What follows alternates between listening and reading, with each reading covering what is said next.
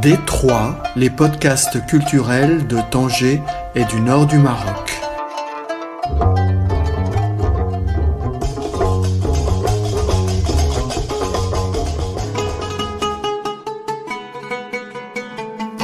Farid Othman Bentria Ramos était à Tanger pour la présentation de son nouveau roman Leve Declaración de Ausencias, édition Esdrújula 2024.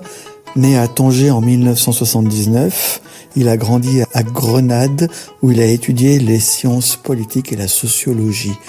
Désormais, il vit entre Tanger et Madrid où il est membre administratif des fondations Pedro Zerrolo et Pablo Iglesias et à l'Athénéo Madrid, secrétaire militant de l'association Ibn Rushd, militant encore pour les droits de l'homme, l'interculturalité, les questions de genre et l'égalité des sexes, les nouvelles citoyennetés, la Méditerranée en tant qu'espace culturel et politique, la recherche universitaire et la culture en général. À Tanger, il a notamment participé au comité de réhabilitation de la Médina et du secteur culturel dans le cadre du projet Tanger Métropole. Directeur artistique, éditeur, poète, écrivain et photographe, il est l'auteur de Un vent de bois, 2014, édition d'Auro, Estrechenos, anthologie poétique publiée en 2016 aux éditions Lapices de Luna, Mare Incognita, recueil de poésie publié en 2018 chez Lithographe, Rue des Scheherazade, édition Esdrújula 2022. Il a contribué à Los Conjurados de Tanger, aux éditions Sures en 2019, à la Frontera Liquida, édition Tirantlo Blanc 2020, en étant le directeur adjoint de Letra Internacional et collaborant encore régulièrement aux revues Aurea, Primer Actor et Sures.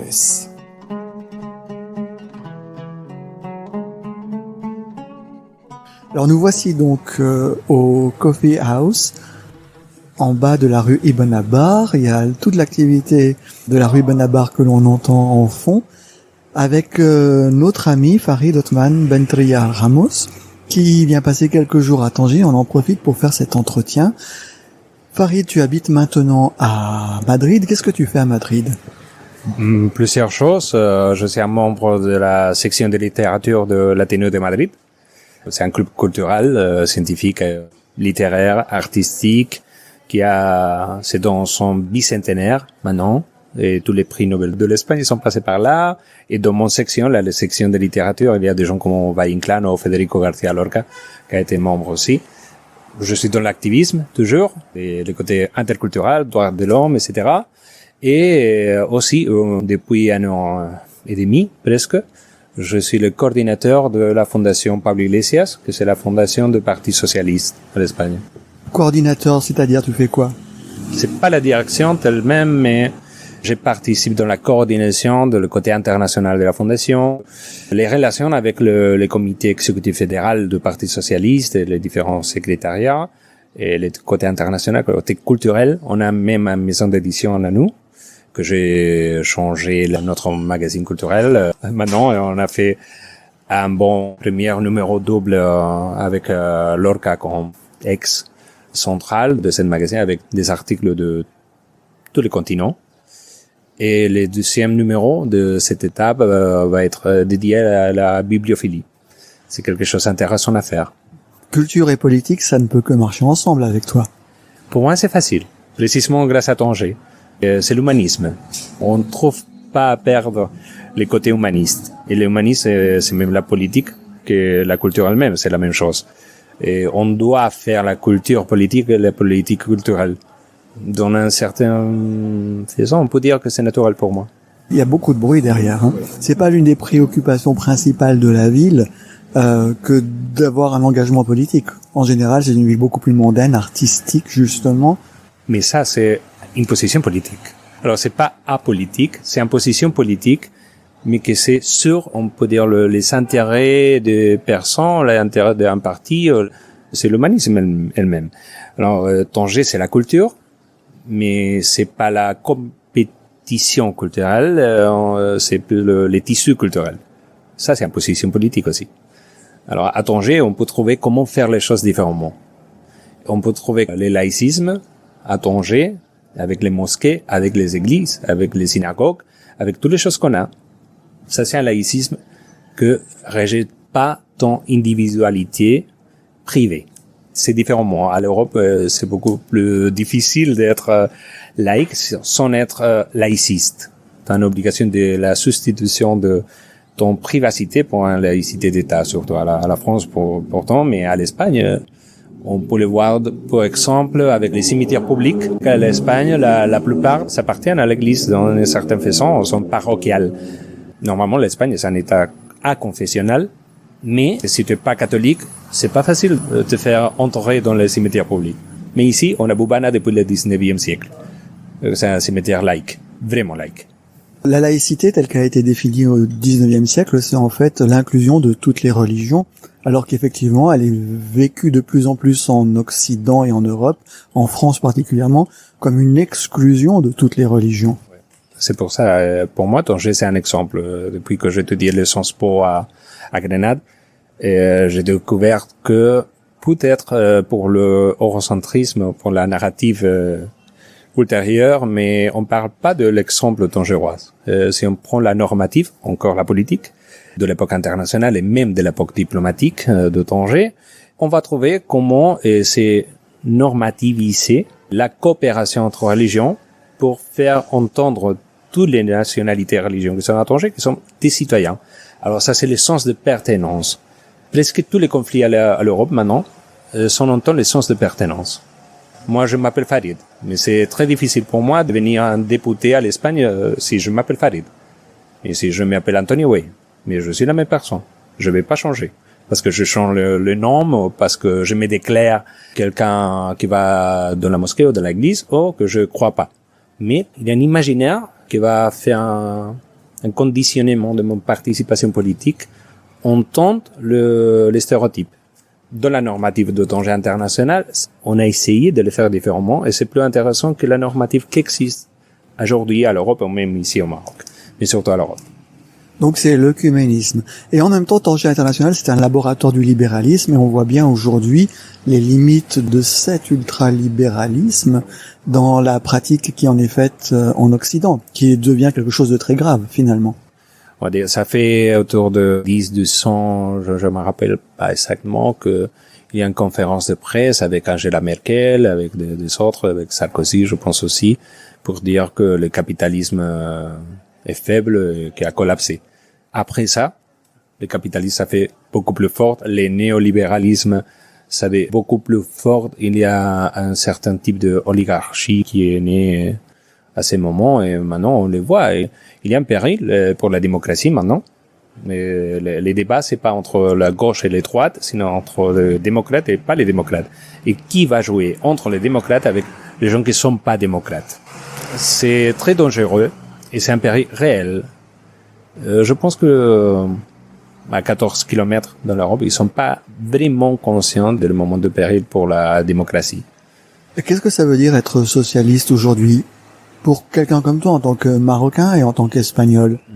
Pour moi, c'est clair, c'est l'action sociale, c'est le bien commun. Je refuse pas cette idée que seulement mes idées pour faire meilleure la politique, c'est les bonnes idées. Je pense que mes copains de droite démocratique, j'insiste de le mot démocratique, pour moi c'est le plus important, ils sont aussi, comme moi, avec une idée de qu'est-ce que c'est les meilleures choses pour faire dans la politique. Mais c'est pas la même à moi. Mais entre la jambe droite et la jambe gauche, on peut marcher. Si nous sommes dans les cadres démocratiques, alors pour moi, le péril, c'est ça, perdre la démocratie. Par ça, pour moi, être démocrate, c'est toujours faire la politique sociale, c'est pas évident. Il faut la renforcer. Ici, au Maroc, on lutte pour la construction sociale et des droits sociaux, même la santé publique, etc. Et à l'Europe, je pense que nous sommes dans les chemins contraires. On fait la lutte pour pas perdre les droits qu'on a maintenant, non? Et il y a beaucoup de gens qui, avec cette société de consommation rapide, ils pensent que les droits sont là comme un droit naturel. C'est pas naturel. On a fait beaucoup d'efforts, beaucoup de luttes pour chaque petit droit qu'on a gagné. Et maintenant, on peut le perdre. Il faut renforcer ça, Mais aussi, il y a beaucoup de choses à faire. On voit l'Espagne, ça fait maintenant 20 ans que mon bon ami Pedro Cerolo, lui a lutté pour les droits de diversité, les LGTBI, etc. Et avant quoi? J'ai des familles maintenant qui sont peut-être homosexuels ou bisexuels et qui pensent que c'est naturel pour eux de l'être. Parce qu'ils peuvent l'être. Mais ça fait 20 ans, 25 ans. C'est pas évident qu'ils peuvent être aussi facilement homosexuels dans le public. Et comme ça, c'est tout. En tant l'interculturalité, c'est la même chose. On pense que les choses sont là, mais ça fait 10 ans, c'est impossible de participer dans la politique presque à l'Espagne si ton nom c'est Farid.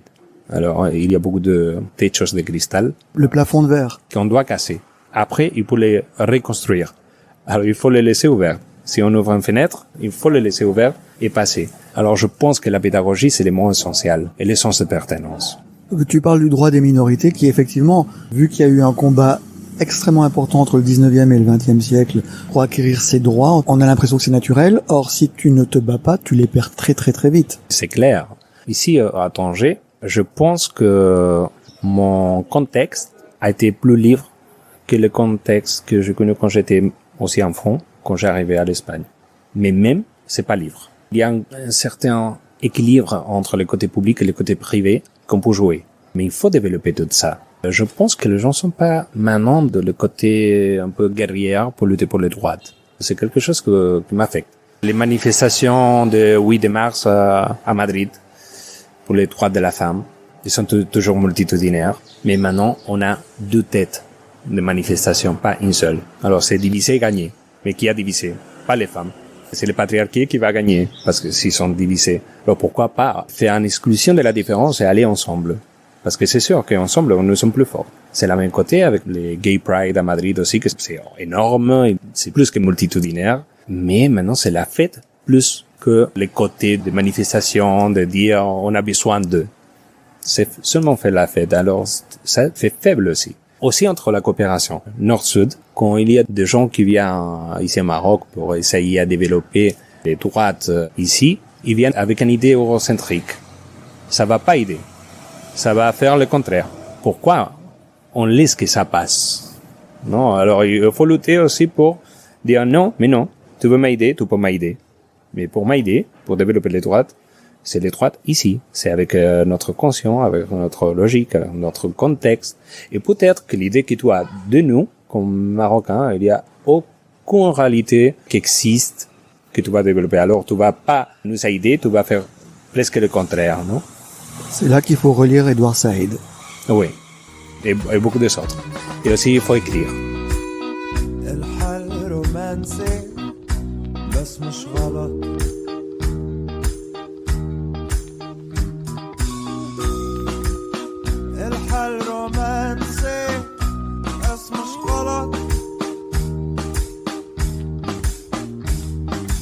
حبك كسرة القطاع الخاص بس مش غلط حبك كسرة القطاع الخاص بس مش غلط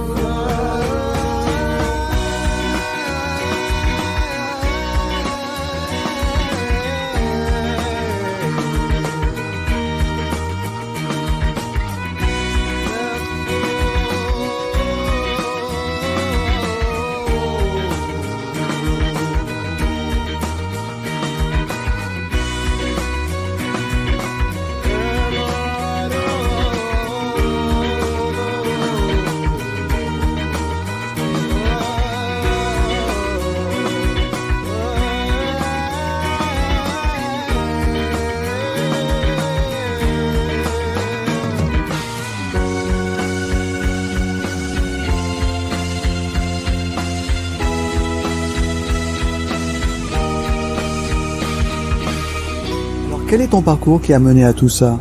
Tu disais que tu as fait des études de Sciences Po à Grenade. Tu es né où? Tu as fait quelle école? Comment es-tu devenu ce que tu es? Pour moi, le coupable, c'est toujours Tanger. Il y a une anecdote, quand j'étais trop petit, au début à l'Espagne, ils ne croient pas que moi je suis marocain, parce que moi je suis pas le stéréotype. Et même, je suis moitié-moitié. Alors, il te fait choisir. Alors, moitié-moitié, mais tout est son espagnol, tout est son marocain, tout est son quoi.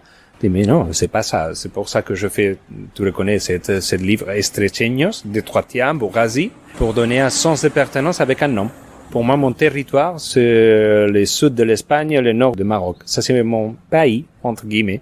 Je me sens 100% chez moi, à l'Andalousie, 100% chez moi, à Chamal. Donc, tu es un vrai homme du Détroit. Absolument. C'est ça, Détroitien, finalement. Mais je prends que la parole n'existe pas pour définir. Alors, si la parole n'existe pas, ta réalité n'existe pas. Mon père m'a parlé plusieurs fois de Mali, la tribu Dogo. Quand le plus sage de la ville, il y a une petite maison, que c'est le grand temple, mais c'est une petite maison. C'est le plus sage que dans ces temples, que c'est les temples de Léman, va décider comment définir les choses. C'est le plus sacré, c'est nommer les choses. Et si on va à la société actuelle, c'est la même chose. Si on parle pas, si on peut pas dire quelque chose s'appelle d'une certaine manière, n'existe pas. Alors, dans cette point de, qu'est-ce que c'est Antonio Lozano, ou Abdelrahman Fethi, ou Telatif Lemami, ou Nisrin Belarbi, ou Sergio Barce, ou Ángel Vázquez, c'est quoi? C'est les Espagnols à Tanger. Les autres, c'est des Marocains avec une hispanophilie. Non, c'est pas une chose, c'est pas l'autre. C'est des gens d'ici. Finalement, ta culture, c'est ton paysage. Et ici, notre paysage, c'est Gibraltar, les côtes de Cadiz, Jebel Moussa, et nous, la baie. Ça, c'est mon territoire. Et même c'est naturel que c'est comme ça, parce que même à l'époque phénicienne, ça a été le cercle de Détroit. Alors pourquoi pas nous nommer comme Détroitiens, Estrecheños, Bourgazi. C'est ça, c'est notre petit pays. C'est mélangé entre deux mers, comme Sigmund Baumann avec la société liquide. C'est la même chose. Et on voit comme il y a des jours que nous sommes atlantiques, il y a des jours que nous sommes méditerranéens, il y a des jours que nous sommes les deux choses, il y a des jours qu'on ne savait pas quelle chose nous sommes. C'est la même chose. Tous les nationalismes du 19e siècle commencent à nous dire que la culture, c'est nord-sud, en temps les deux trois. Mais historiquement, depuis 3500 années, c'est est-ouest, Atlantique ou méditerranéen. Alors, c'est pas, les détroits, c'est pas une frontière, c'est une rue de connexion. Depuis Tanger, on voit que c'est une connexion. Mais depuis l'Europe, ils ont oublié ça. Ils pensent que c'est une frontière. Ça me permet d'avoir un prisme pour voir le monde et les sociétés, les sens de pertenance, l'interculturalité et la diversité, et que les minorités ne sont pas les minorités normalement. C'est quand il y a quelqu'un qui va me pointer comme une minorité, c'est son idée sur moi. Mais moi, je suis beaucoup de choses. Alors, s'il va décider que moi, je suis d'une minorité et immigrant, mais je ne suis pas un immigrant. Même là qu'ici. Et s'il va me pointer comme une minorité blonde, attends, c'est quand tout me voit. Mais je vais décider comme est-ce que je m'appelle. C'est pour ça que j'ai décidé les Estrecheños et c'est pour ça que je lutte pour les non-minorités. C'est les droits d'être toi-même. Alors, si je lutte pour ça, tous les droits de l'homme m'affectent. Parce que je lutte pour une société, nous avons les sens d'être citoyens dans le même côté. Ça, c'est Tanger. C'est mon idée de Tanger. Mon imaginaire tangerois, c'est ça. Nous sommes tous des citoyens, dans le même côté. Il faut pas pointer que certains, c'est une minorité. Non, ça, c'est une erreur. On prend beaucoup de leçons en tant les féminismes. Et finalement, le féminisme a lutté pour interdire cette idée de patriarcat, que la femme, c'est un meneur d'âge. En français, je sais pas comment se dit exactement, meneur d'âge. C'est pas un adulte. C'est moins de 18 ans pour toute sa vie. Alors, elle a pas le droit d'avoir un compte bancaire, sortir du pays de son mari, etc., etc., etc. Et quand la société va pointer en minorité, c'est le dire que c'est un mineur d'âge. Tu vas grandir, mais on va te tutoriser. Mais un citoyen, c'est pas ça. C'est lutter pour les droits de citoyens, et ce qui t'affecte directement ou pas, va affecter à la société que tu habites. Alors, lutter pour une société que nous sommes tous des citoyens, on se sent tous appartiennent de la même société, c'est une obligation. Les questions, en tout cas, c'est pourquoi tout le reste ne les fait pas. Tu dis que c'est Tanger de ton imaginaire, mais effectivement, est-ce que c'est pas un Tanger imaginaire que tu nous racontes là, celui qui a permis le développement de toute cette pensée, on va dire d'émancipation des minorités? C'est ça, on parle avant de la normative à l'époque internationale, à l'époque diplomatique, etc. Tanger a été pas un paradis. Le syndrome de l'âge d'or, c'est un syndrome, c'est pas une réalité. Mais il y a beaucoup de gens qui arrivent à Tanger pour étudier Tanger et dire les bons temps de Tanger, comme ça a parlé de Byron Gysin, Kerouac, Bowles, etc. C'est pas l'âge d'or, c'est pas l'époque internationale, c'est après l'époque internationale, c'est une époque de pauvreté. Et dans une époque de pauvreté extrême, c'est facile à acheter la dignité des autres. Alors c'est pas un âge d'or du tout. On peut dire même le contraire, je veux pas dire un gros mot, mais c'est un peu comme ça. Alors c'est pas l'âge d'or. C'est intéressant qu'ils sont passés par là, mais ils sont passés sans nous. Il y a des moments, je prends en fierté plus grande les mots des Romains en temps Tanger.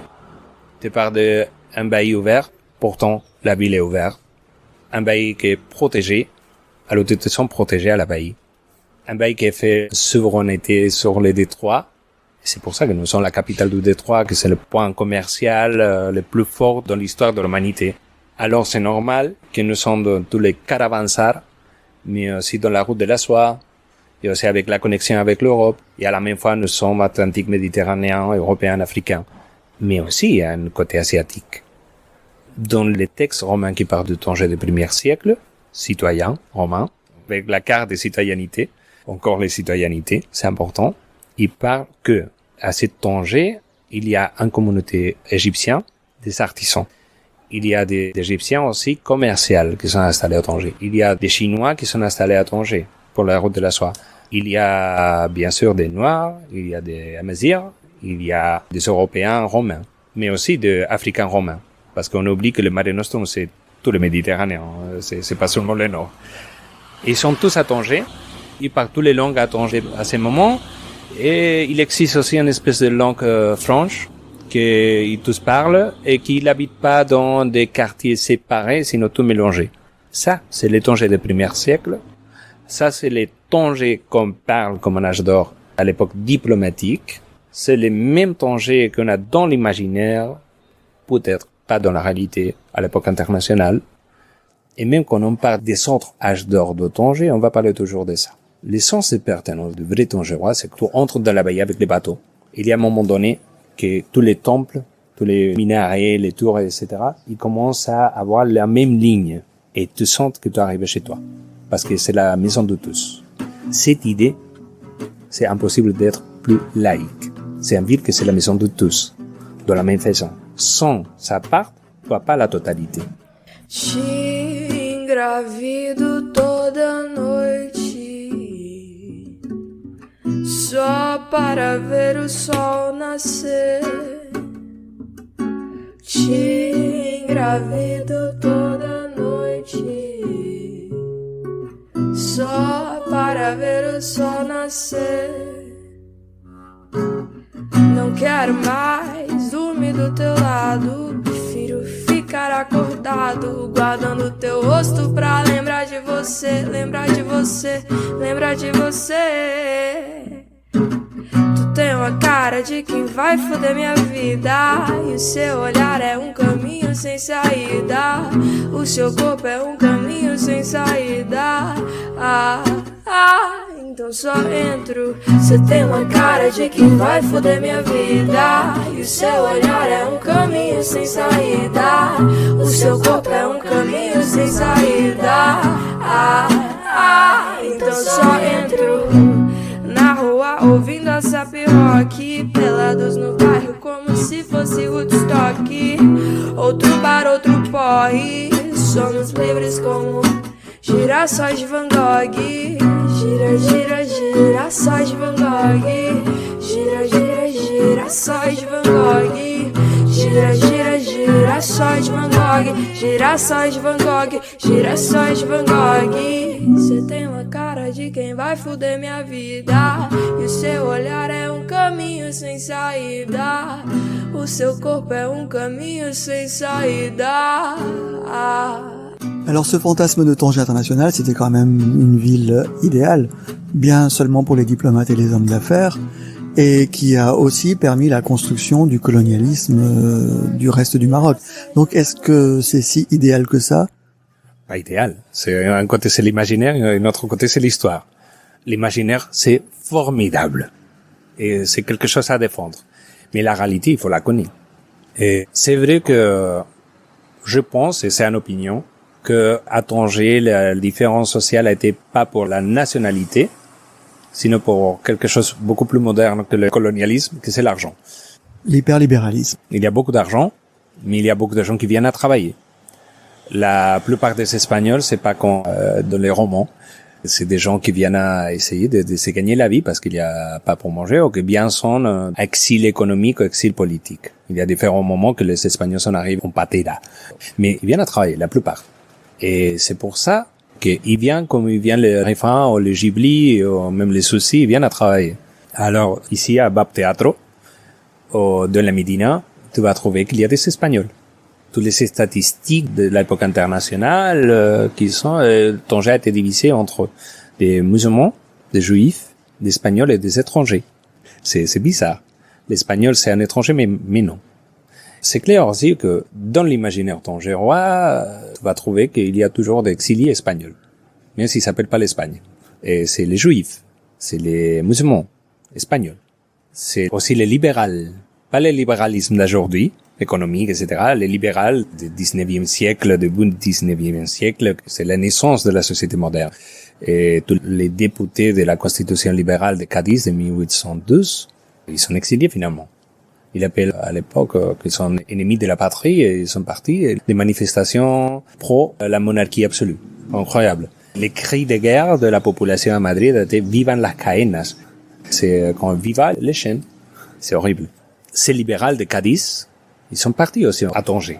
Après, il y a une crise économique très forte en 1898 à l'Espagne, avec la perte de dernières colonies, Cuba, Philippines, etc. Et la société a été vraiment marginale, alors il y a beaucoup d'exil économique. Et après, ça vient la guerre de Maroc, tous les côtés de 1920, etc., la crise libérale, des autres libérales déjà, et la dictature de Primo de Rivera, et finalement, après tout ça, la guerre civile. Alors il y a d'exil, et on a cuit des Espagnols pendant des siècles. Alors c'est normal qu'il y a une côté de Tanger que c'est espagnol. Mais à ce point d'avoir dans les statistiques une séparation, c'est musulman, c'est juif, c'est espagnol et c'est étranger. Ça parle aussi de classisme. C'est des travailleurs. Parce que c'est sûr que l'espagnol qui vient avec d'argent, c'est un étranger plus qu'un espagnol dans ces statistiques. Alors c'est ça. Le Tanger international a été pas les paradis, mais la séparation a été, je pense, pas pour religion, etc. C'est pour les classismes purement économiques. Là, nous sommes rue Benabar, c'est l'ancienne rue Docteur Serrano, c'est ici qu'habitait Ángel Vázquez, qui, comme tu l'as mentionné tout à l'heure, et Ángel Vázquez qui a écrit La Vida Perra de Juanita Narboni. C'est insuperable. On peut pas faire un roman en Tanger mieux que La Vida Perra de Juanita Narboni. Ángel Vázquez, tu sais qu'il s'appelle vraiment Antoñito. Mais il y a un torero à l'époque qui s'appelle Antonio Vázquez. Lui, il veut pas signer comme un torero. Il a signé comme Ángel Vázquez. Il avait à côté. C'est le même immeuble que Rachel Muyal à l'époque, non? Juanita Narboni, c'est Tanger. C'est Tanger après l'internationalisme, sans que tout le monde parte et qu'elle reste toute seule, abandonnée, faible, mais avec une histoire à dire, non? Cette monologue, c'est fantastique et vraiment. Il faut le lire en espagnol parce que c'est pas un espagnol d'Espagne. C'est écrit en espagnol de Tanger. C'est dans les dialectes espagnols de Tanger. Ça, c'est important à dire. Bon, on est parvenu à savoir que tu avais fait Sciences Po à Grenade et pas guère plus. Bon, à part ça, qu'est-ce que tu as écrit, toi? Bon, j'ai fait Sciences Po, mais j'ai fait aussi des autres choses qui a rien à voir, mais que j'aimais aussi, beaucoup plus techniques, que j'adorais. Et j'ai travaillé sur ça, mais toujours les côtés d'action sociale m'a manqué. Alors, j'ai retourné à faire l'activisme, vraiment. Quand je fais la politique, mais quand je fais l'écriture, quand j'ai fait même les installations artistiques, etc., je fais toujours l'action politique et l'activisme social. Ça fait longtemps que j'écris. Les premiers points que je fais, c'est 5 ans seulement. Et ça a été fort parce que c'était une espèce de critique à Dieu. C'est le premier poème que je fais avec 5 ans. Et les professeurs étaient choqués parce que je comprends pas, et même je comprends pas aujourd'hui, pourquoi, s'il y a un Dieu, ça existe les guerres. Et ça a été mon première préoccupation, ça définit l'homme que je suis aujourd'hui. Après, j'ai fait des fables, j'ai fait des narratifs, des essais, mais surtout la poésie. C'est à la poésie que je me trouve moi-même, et c'est un besoin de faire, et même ma narrative, c'est poétique. Alors je peux pas me séparer de la poésie. En quoi tu te retrouves dans la poésie? Qu'est-ce que c'est que la poésie pour toi? C'est une philosophie, mais c'est une philosophie concentrée. La bonne poésie, je pense que c'est la chose la plus difficile à faire. En tant l'art en général, ça prend ton âme et va l'exprimer. C'est comme quand on fait un parfum. On prend beaucoup de choses, on le mélange, on fait l'alchimie, et finalement il y a peut-être qu'une seule millimètre de liquide que ça va devenir le parfum. Ça, c'est ça. Tu prends toute ta vie, ton expérience, ta façon de vivre, ta façon de voir les autres, les façons que les autres vont te voir à toi-même. Finalement, peut-être une ligne, ou une métaphore, ou un mot. Si tu le fais bien, ce serait un miracle. Mais c'est l'alchimie. C'est l'alchimie fait littérature. C'est quelque chose aussi que, c'est une espèce de mana pour l'humanité. Est-ce que peut exister l'humanité sans la poésie? Est-ce qu'on peut comprendre l'histoire de l'humanité sans la poésie? Je pense pas. Je pense pas. Et pour tous ceux qui pensent qu'ils n'aiment pas la poésie, je le dis toujours la même chose. Il y a beaucoup de types de poésie. Il faut que tu trouves ta poésie. Alors il faut lire. Alors la poésie est un substrat et le narrative, donc le roman, ce que tu appelles narrative en espagnol, le roman serait beaucoup plus dilué. En fait, en tout cas, le roman classique tel qu'il est commercial aujourd'hui et qui s'est classicisé au 19e siècle, c'est beaucoup plus dilué en fait. C'est beaucoup plus de la narration.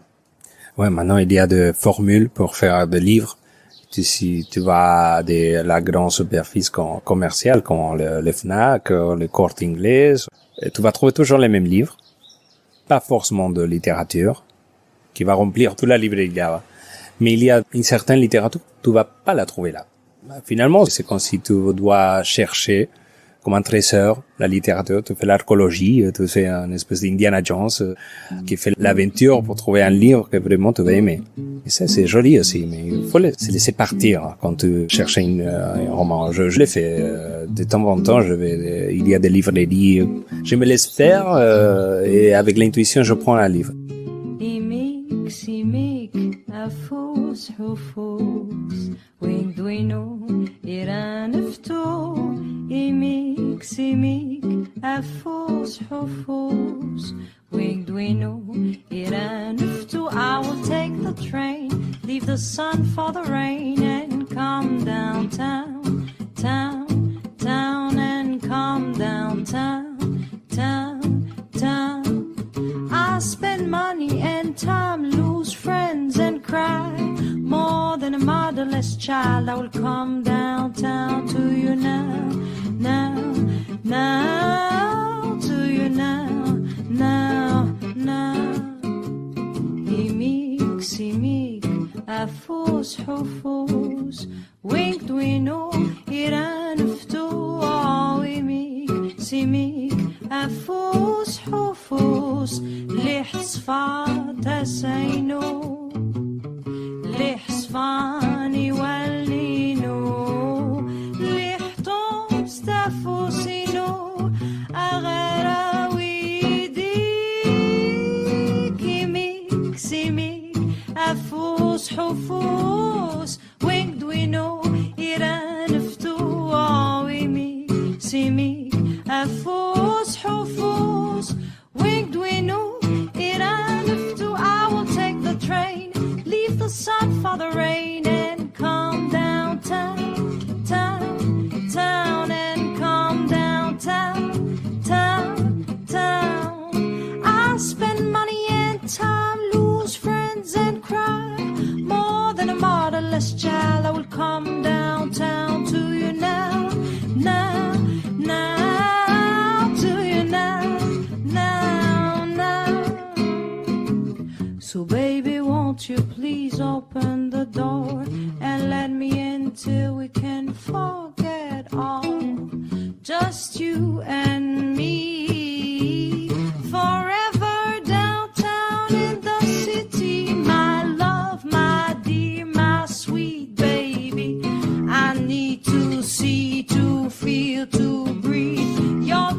your kiss, your smile, your lips. I need to see you to feel you right here. So I will leave the sun for the rain. So I will leave the sun for the rain. No, I will leave the sun for the rain and come downtown, town to you now. Alors tu es venu à notre rendez-vous avec tes 2 derniers livres. Il y a Rue des Scheherazades, dont tu nous parleras juste après, et puis le tout récent, sorti, en tout cas présenté à Tanger certainement au mois de mai-juin 2024, s'appelle Leve Declaración de Ausencias. Je parle très mal l'espagnol. Alors qu'est-ce que c'est que pour le coup c'est un roman, publié chez Esdrújula Ediciones, c'est ça? Il faut dire une chose en temps de la maison d'édition. Esdrújula, c'est la maison d'édition de Grenade, mais avec une liaison avec Tanger. Mariana Lozano, que c'est la propriétaire de la maison d'édition, c'est la chef d'édition, c'est vraiment un ami. Son père est tongerois, c'est le traducteur l'espagnol de Yasmina Khadra, entre deux autres. C'est un très bon ami de Malika Mbarek, des autres amis qu'on connaît bien. Et Malika Mbarek, qui est la traductrice de Juan Goytisolo, entre autres. Et c'est le frère lui-même de Antonio Lozano, notre écrivain tongerois en espagnol, je pense que le plus intéressant après Ángel Vázquez. Et qui lui a décédé, malheureusement, ça fait pas beaucoup de temps, pour un cancer très fort. Il y a une liaison, et c'est une liaison autour de l'immeuble Venezuela, de la route de Fès et la route d'Holanda. De l'un côté, à la route de Fès, c'est la maison de Lozano. De l'autre côté, c'est la maison de mon grand-mère. Alors, dans quelques façons, c'est un éditorial espagnol, mais avec un point tongerois que c'est intéressant toujours. Leve Declaración de Ausencias, c'est expérimental. C'est prose poétique mélangée avec la dramaturgie. C'est des épisodes. C'est prose poétique la plupart, mais chaque 8, 7, 10 épisodes, il y a un côté qui se fait avec un certain dramaturgie. On peut le dire dans ce podcast. Les personnages principaux, c'est un observateur. C'est les choses qui passent autour de lui que c'est les choses importantes. Pas lui. Mais on ne savait pas son nom. Les personnages récurrents, on ne savait pas aussi son nom. Et les 98-99% de romans, c'est toujours dans la même ville. Mais on ne dit pas les noms de cette ville. Mais si on connaît Tanger, depuis la première page, on sait que c'est Tanger. Vraiment, c'est comme une espèce de parcours tongerois, comme une espèce de rêve, c'est onirique. Certainement, il y a un surréalisme tongerois, un réalisme magique, si on veut, c'est mieux, à la tongeroise. En fait, c'est très beckettien comme position. Il y a beaucoup de références tongeroises, d'une certaine manière de l'autre, non? Plus évident, ou plus direct et plus indirect. Il y a un côté beckettien, pas dans toute la dramaturgie, mais dans un point. Il y a un côté Cortázar, dans les jeux, parce que c'est un jeu, quand les choses expérimentales. Et les réalismes magiques de Tanger, je pense que c'est quelque chose à défendre. On parle toujours de réalisme magique de la littérature latino-américaine. Mais à Tanger, on a un réalisme magique. Toutes les fables qui sont de l'imaginaire de la narrative marocaine, il y a beaucoup de choses qui sont magiques. Tahar Ben Jelloun, Mohamed Mrabet. Mrabet surtout, c'est le poisson de Mrabet. On commence par là, non? C'est raconter des histoires qu'il y a toujours. Les miroirs de Mrabet, toutes les choses sont dans ça, ou même Tahar Ben Jelloun, ou même des autres. Il y a toujours un réalisme magique à nous, qu'on doit défendre. Ça, c'est aussi les jeux que je fais. C'est la défense de cette réalisme magique qui part d'une question que je me fais moi-même. Quand on parle de la grande ville littéraire au monde, il y a toujours un mot pour les définir. Rome, c'est la ville éternelle. Paris, la ville de lumière. Nous sommes toujours comme ça. Mais à Tanger, comment est-ce qu'on va définir Tanger avec une seule mot? C'est un exercice peut-être qu'on doit faire, mais comment est-ce qu'on le fait? Alors j'ai essayé de donner ma réponse à ces questions. Tanger, sur 100%. Mais finalement, j'ai trouvé une autre mot. Je pense que, comme on vient de latin, je pense que c'est la même en français. Je ne sais pas s'il le dit ou non. Non, ne dis pas, il faut le lire, il faut lire le roman. Il faut le lire et le trouver, si tu le trouves pas, ouais. Mais dans les titres, Leve Declaración de Ausencias, c'est inclus pour trouver ces mots pour définir Tanger. Et tous ces côtés oniriques, ou des réalismes magiques, les temps et l'espace, c'est pas important. C'est évident, mais pas important. Tout ça va composer la réponse que je cherchais pour cette définition donnée seulement de Tanger. Réalisme magique, ça j'avais jamais vraiment trop réalisé, mais tu me le fais comprendre aujourd'hui. Il y a quand même le festin nu de William Burroughs, c'est du pur. Alors là, c'est une anthologie, c'est anthologique, c'est le manifeste. Oui, c'est ça. On peut dire, bon, quand Delacroix lui arrive à Tanger, commence à construire l'orientalisme, un certain type d'orientalisme, moi.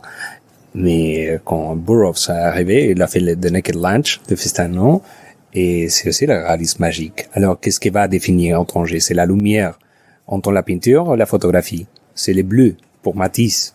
C'est cette côté romantique, atmosphérique de l'orientalisme que c'est pas aussi, c'est un imaginaire aussi, pas toujours bien. Mais avec la littérature, Beckett et Burroughs, etc., tout, même La vida perra de Juanita Narboni d'Ángel Vázquez, c'est aussi réalisme magique, c'est le monologue. Dans son univers, il traverse la ville avec son univers, et vraiment, si ça, Gabriel García Márquez, qui a écrit La vida perra de Juanita Narboni, c'est sûr qu'il va être dans le réalisme magique. Mais pas Mohamed Choukri, qui est pourtant le grand écrivain tangérois, en fait. Mohamed Choukri, c'est plus Vittorio De Sica, le réalisme italien, le réalisme social italien. Mais à la même fois, c'est un réalisme social à la marocain il faut faire la défense toujours de ça parce que ça a cassé un point de la littérature. Ça a ouvert une porte nécessaire qu'on doit avoir toujours présente. Historique, c'est le Shakespeare, le Dante de la littérature arabe, Choukri. Ton ouvrage précédent, publié toujours chez Ezrekoula Ediciones, à Grenade, c'est Rue des Scheherazades. C'est un titre en français, mais le livre est en espagnol. Qu'est-ce que c'est que Rue des Scheherazades? Et Rue des Scheherazades, au pluriel, c'est une idée, non? Si tu lis poème, c'est un poème, c'est un livre de poèmes vaste. Vraiment, il y a, je pense, je me rappelle pas bien, c'est 104 poèmes. Tu le vois physiquement, c'est un roman plus qu'un livre de poésie. Poème à poème, c'est un livre de poèmes normal, on va dire. Si tu aimes ma poésie, tu vas aimer, sinon, tu vas pas aimer. C'est normal, c'est subjectif. Mais si tu fais une lecture linéaire, tu vas trouver qu'il y a un prologue, 3 actes et un épilogue. Et qu'il y a un narratif, il y a un arc narratif, un développement narratif. Et finalement, tu vas trouver que c'est pas seulement un livre de poésie, c'est une espèce d'opéra. C'est un opéra customé comme une poésie, comme un livre de poésie. L'idée visuelle, on va mélanger des mythologies. C'est une déconstruction de l'orientalisme dans un certain moment. C'est Les 1001 nuits, mais aussi Les 1001 jours, qui c'est un autre livre, que c'est depuis le paraître Turandot. L'opéra de Puccini prend les 7 princesses que ces histoires sont racontées sur les 1001 jours. L'idée, c'est que Scheherazade, elle a des choses à dire. Shahriar, il y a des choses à écouter. Mais Shahriar, c'est terrible. Mais Scheherazade, c'est intéressant. Alors si moi, je suis pas terrible comme Shahriar, mais je veux écouter les choses qui sont intéressantes que Scheherazade vous me raconter. Mais il y a des moments dans la vie que c'est au contraire. C'est Turandot, c'est la terrible, et la personne qui va aller dire l'histoire, c'est la personne qui est peut-être intéressante. Alors, ça veut dire que même si tu es la personne qui va raconter l'histoire ou la personne qui va écouter l'histoire, il y a toujours des histoires à écouter qui sont intéressantes. Ça donne un côté. De l'autre côté, c'est imaginer la vie, et on a passé tout par là. Il y a un moment de la vie qu'on pense que la vie, c'est comme une grande avenue, bien allumée, que tu peux diviser où est la pharmacie, les banques, etc. Tu sais, si je marche à cette vitesse, je vais arriver dans 5 minutes là-bas, ou là-bas, ou là-bas, non? Et alors, c'est comme la souveraineté sur ta propre vie, et c'est tout clair, alors ça, c'est ma vie, je peux le faire. Ah, tu te sens content, même. Il y a un moment donné que cette roue s'est cassée, il y a une déviation, tu dois prendre une autre rue que tu connais pas, que c'est pas ligne. Il fait les curves, tu savais pas où est-ce que tu vas arriver, c'est pas bien allumé. Alors, tu dois t'habituer à cette nouvelle situation. C'est pas facile. C'est pour ça que ça va commencer avec un final absolu. Seulement après un final absolu, tu peux démarrer quelque chose. Ça, c'est l'idée. Et il y a des répétitions de métaphores, il y a un poème très court, après un poème trop long peut-être, parce que tu as la hésitation, quel est ton rythme pour cette nouvelle situation de ta vie. Et après, tu vas trouver que tu dois accepter les choses et tu vas pas être conformiste, sinon c'est l'adaptation à un nouvel moment de ta vie. Et tu dois l'accepter. Et tu dois devenir forte avec ça, trouver un rythme pour cette nouvelle situation, etc., non? Dans cette rue qui fait comme ça, très sinueuse, avec des curves que tu savais pas où elle va arriver, il y a des portes. Derrière chaque porte, il y a un personne intéressant qui te va raconter une histoire, ou intéressant que tu vas aller raconter une histoire. C'est pour ça que Scheherazade, c'est en pluriel. Tout c'est intéressant. Mais pas tous les romans doivent être pour toute la vie. Peut-être que 2 jours, c'est parfait. Et 3 jours, c'est catastrophique. Alors, il faut comprendre ça. Il faut vraiment s'appassionner pour la vie, mais avec une mesure. Alors, si c'est une histoire, très belle histoire de 2 jours, c'est une très belle histoire de 48 heures. Il faut pas forcer. Si c'est une histoire platonique, il faut rester platonique. Si c'est une histoire pour 18 ans, c'est aussi bien. Alors, pas moins, pas plus. Et comprendre tout ça, c'est cette chemin que tu apprends vers les routes de Scheherazade.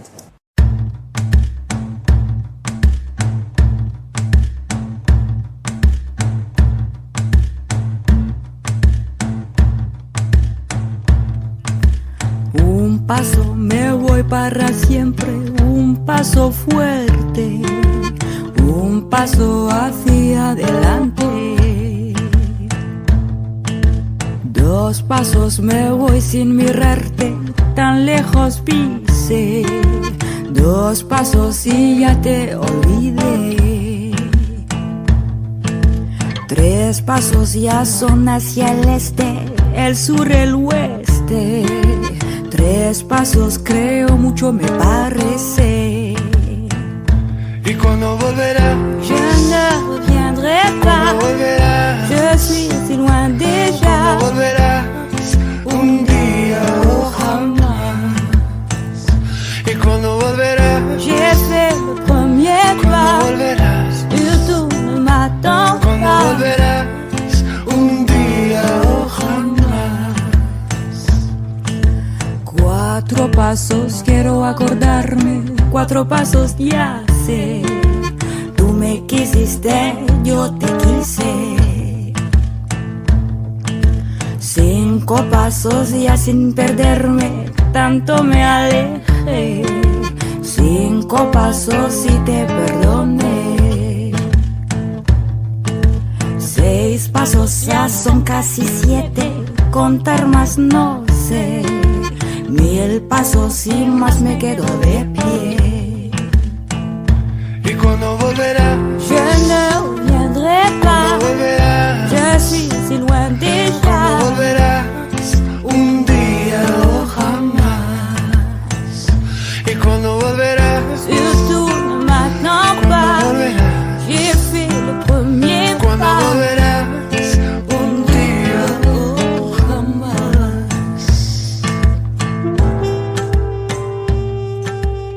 Tu nous lis quelques lignes de ce poème en parcours de récits de Scheherazade, des jours et des nuits de Scheherazade. En espagnol, bien sûr. il y a un poème, c'est pas long, mais que j'aime bien de faire les récits dans toutes les présentations de livres, parce que ça me permet de parler d'un phénomène naturel qui s'appelle la timidez de los árboles.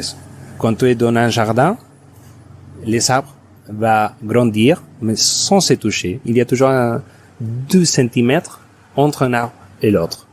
Ça s'appelle la timidez de los árboles. Cette timidez, je sais pas comment dire maintenant en français, c'est un peu timide. C'est la timidité des arbres. Il va grandir, mais sans se toucher. Il va laisser toujours une petite ligne entre les deux. C'est très joli à voir, et ça me donne le titre pour ce poème, qui parle des arbres, mais non, parle d'une histoire, en final. No te has dado cuenta.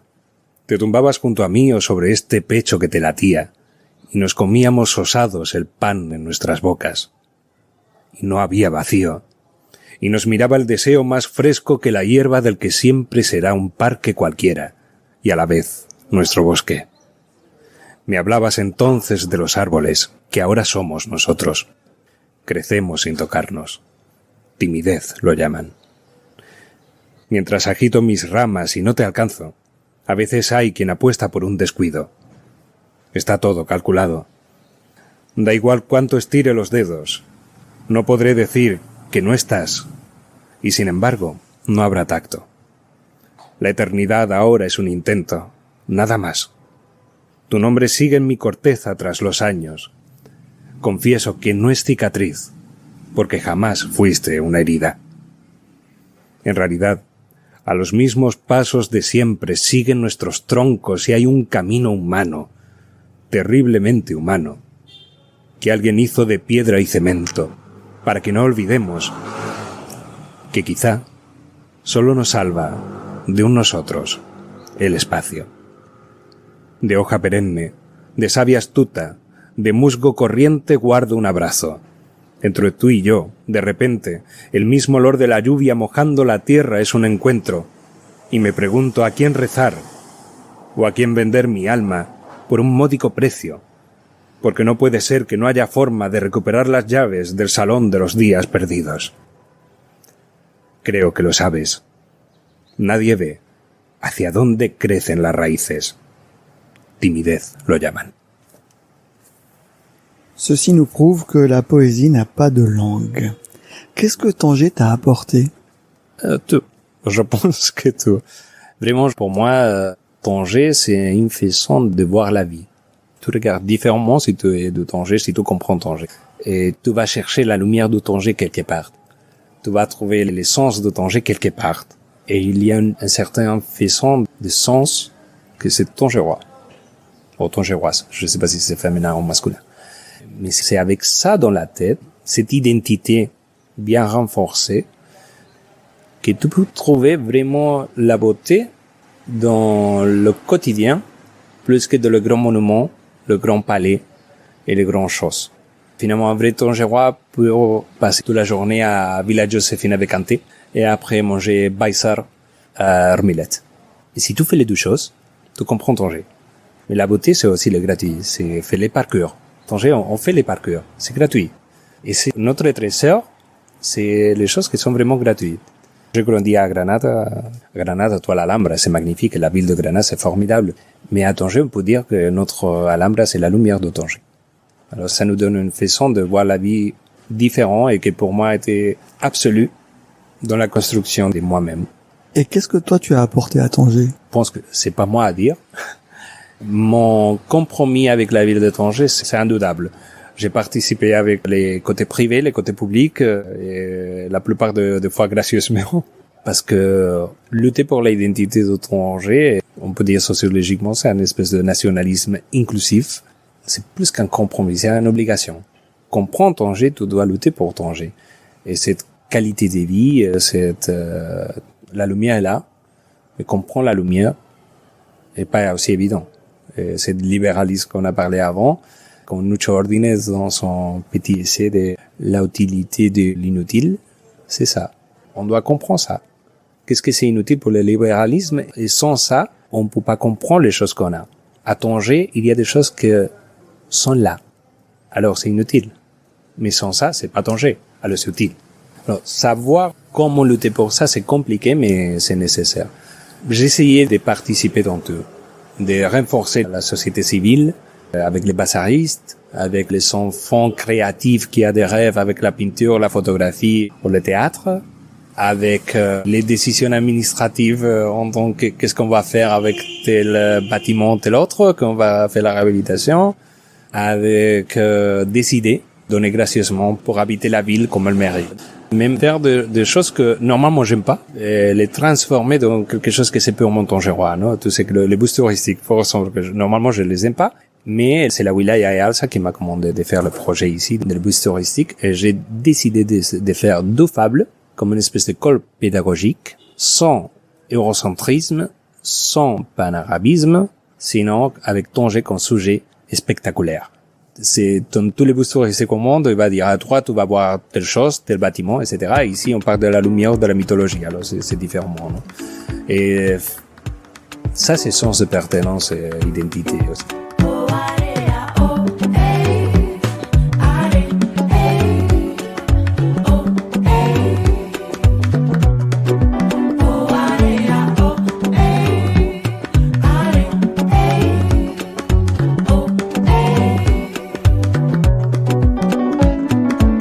Não sei bem o que fazer, nem sei como te dizer.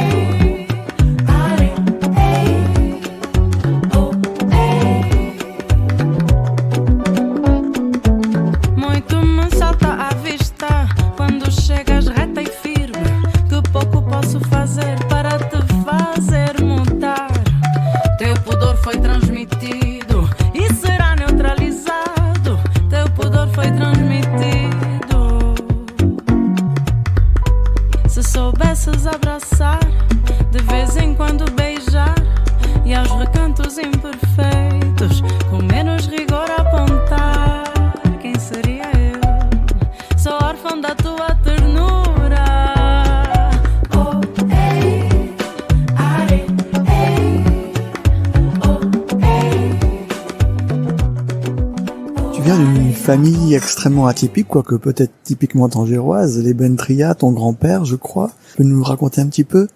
Bon, c'est comme on dit les Anglais, the long story short. Je sais parce que sinon je peux passer des mois à parler. Mais nous sommes une famille Rifin à la turque que nous a nommé quand nous sommes arrivés à Tanger, parce que nous sommes d'origine turque finalement, mais Rifin. Et nous sommes arrivés à Tanger avec mon arrière-grand-père. Lui a travaillé pendant 40 ans à l'hôtel Continental, quand l'hôtel Continental a été le grand hôtel de Tanger.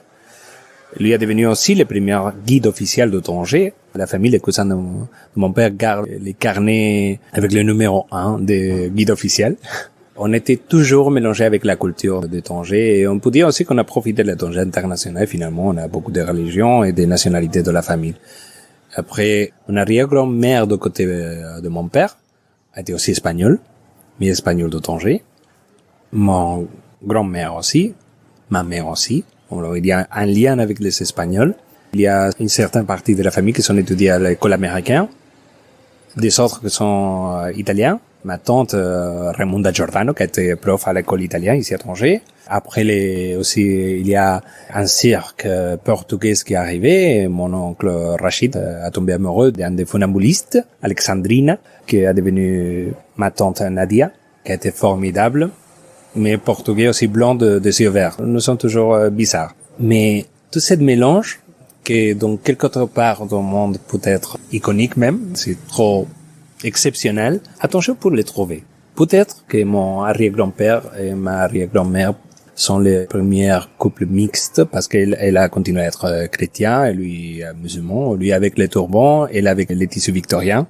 Il habite à la Médina. Alors c'est pas qu'il habite extramuros, son habite toujours intramuros, à côté de la vieux rue de la Marine, au Darbarut. Après, on a continué à se mélanger, mais c'est un mélange vraiment, c'est simplement d'avoir un concept d'humanité différent. Je sais pas, parce que j'étais pas là. Je viens après. Tout ça m'a donné mon idée d'interculturalité qu'après j'ai fait dans ma littérature, dans mon art, dans la politique, non? C'est un mélange que j'aime bien et qui nous a donné aussi, il nous a fait oser. Ouais. On prend pas que ça c'est de l'autre. Toutes les choses sont de tous, ici. Il y a beaucoup de gens attachés à la musique ou à l'art. À l'art, nous sommes tous là. D'un certain façon ou de l'autre. C'est pour ça aussi que mon grand-père et son frère sont ouverts le premier cinéma avant que le cinéma était commercial. Avant ça, ils sont ouverts un petit cinéma à Darbarut, cinéma Bentria, comme une espèce de jeu entre deux frères presque adolescents. Et ils ont joué les cinémas et c'est pour ça, avec cette expérience, que après, quand le cinéma est devenu quelque chose de plus commercial, ils sont attachés surtout les frères de mon grand-père, parce que mon grand-père lui a décédé avec 33 ans, très jeune. Mais son frère a continué à ouvrir tous les cinémas de Tanger avec les Cohen et avec les autres familles, l'Alcázar qui c'est à côté, les Rex, maintenant les Rif, les Mauritania, etc., etc., etc.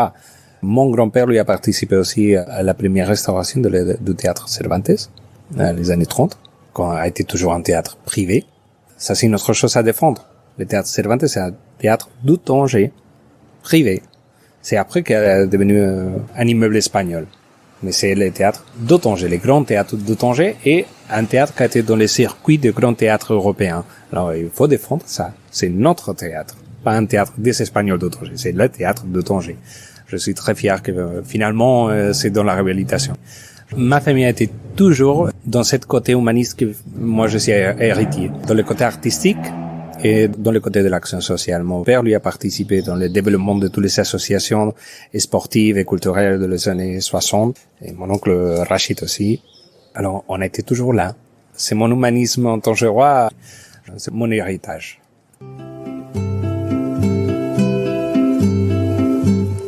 Ho sbagliato tante volte ormai che lo so già.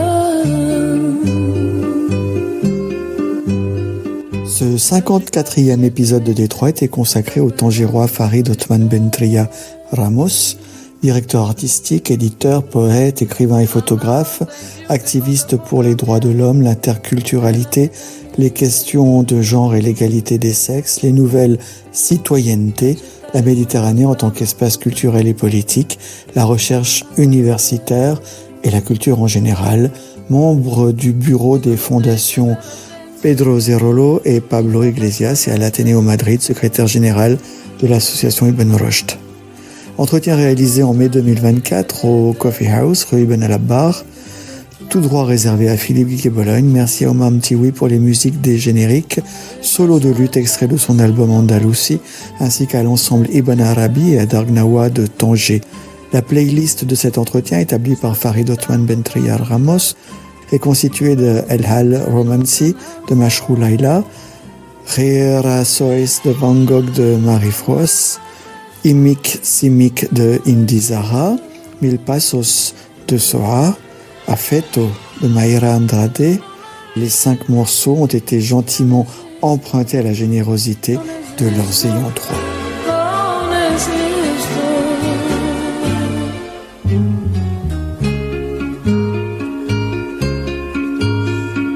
È cambiato il tempo, sta piovendo, ma resto ad aspettare. Non mi importa cosa il mondo può pensare, io non me ne voglio andare.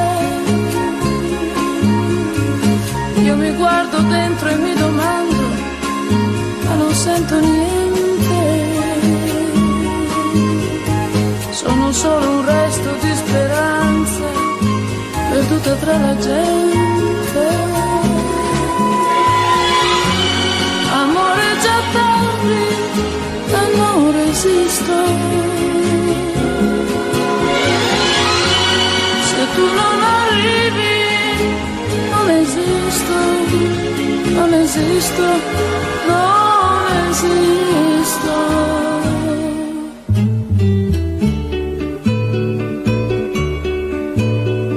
Luci, macchine, vetrine, strade, tutto quanto si confonde nella mente. La mia ombra si è stancata di seguirmi, il giorno muore lentamente. Non mi resta che tornare a casa mia, alla mia triste vita. Questa vita che volevo dare a te, l'hai spicciolata tra le dita. Amore, perdono, ma non resisto. Adesso per sempre non esisto, non esisto, no.